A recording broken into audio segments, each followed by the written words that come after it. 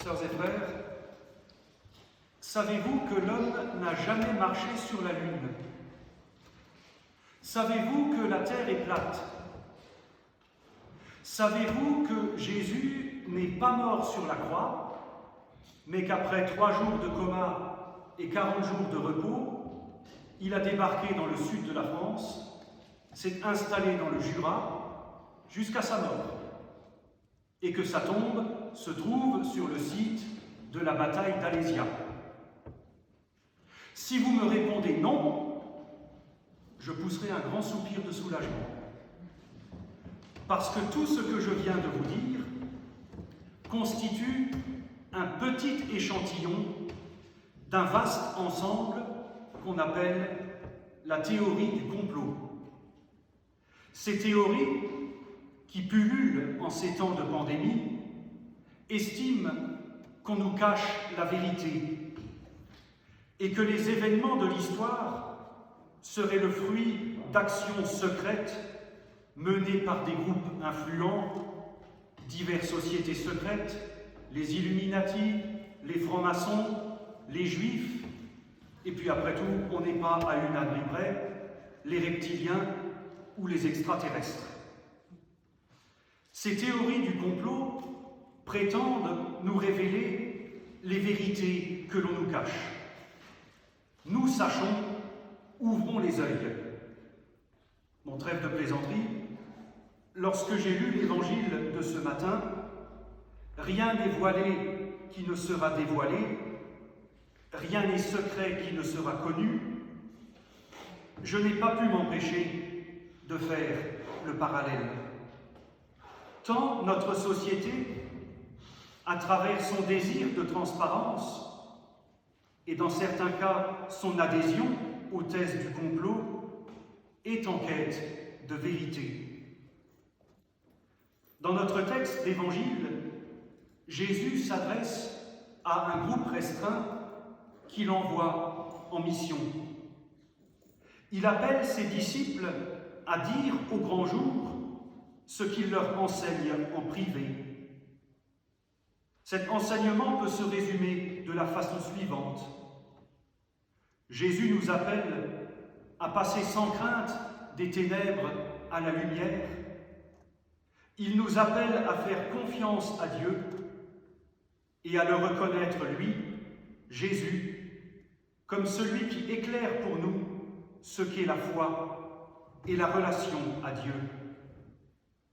Car la foi chrétienne n'est pas une croyance, elle est relation à ce Dieu qui pose sur nos vies une parole d'accueil et d'envoi, une parole qui change nos vies et nous fait comprendre qu'elle n'est pas errance sans but, matérialisée par 2 dates sur une pierre tombale.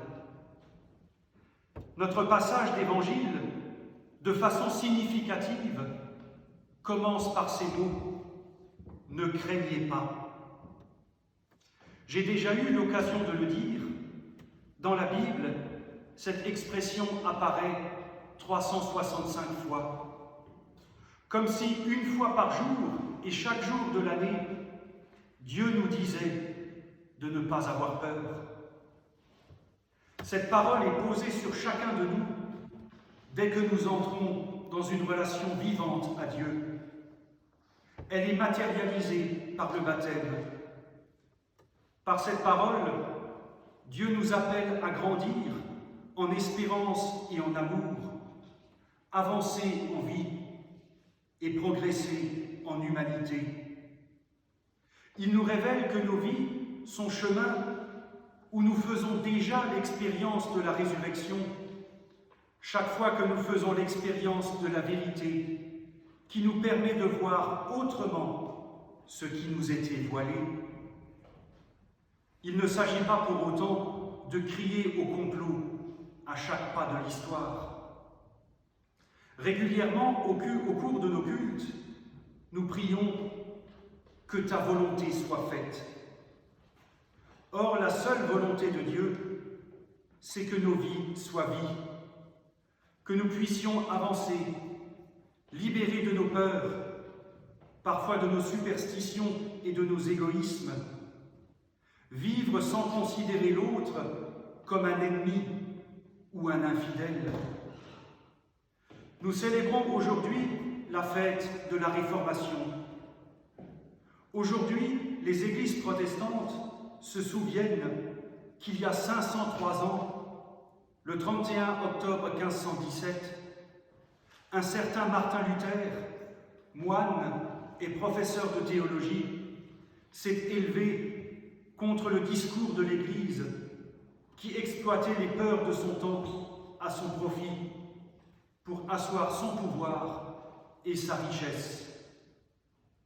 Nous sommes aujourd'hui ses héritiers, maillons d'une chaîne marquée par bien des luttes pour la liberté de conscience, le libre examen, la laïcité et les droits humains. Il ne s'agit bien sûr pas d'idéaliser ici l'histoire du protestantisme, qui a aussi sa part sombre, mais se souvenir que Luther voulait rappeler cette parole: n'ayez pas peur. La peur n'empêche pas la mort, elle empêche de vivre. N'ayez pas peur, car votre vie est accompagnée par Dieu, et elle ne se limite pas aux contingences de l'histoire et au jugement des autres. Luther a voulu rappeler que toute vie est au bénéfice d'une bonne nouvelle, au nom de laquelle nous sommes appelés à la liberté, à l'audace et au renouveau. Rien n'est voilé qui ne sera dévoilé, rien n'est secret qui ne sera connu. Il ne s'agit pas de vouloir dévoiler les complots cachés depuis la fondation du monde, mais à la suite du Christ, aider les femmes et les hommes de notre temps à regarder plus loin que les apparences et à vivre marqués par cette parole: n'ayez pas peur. Amen.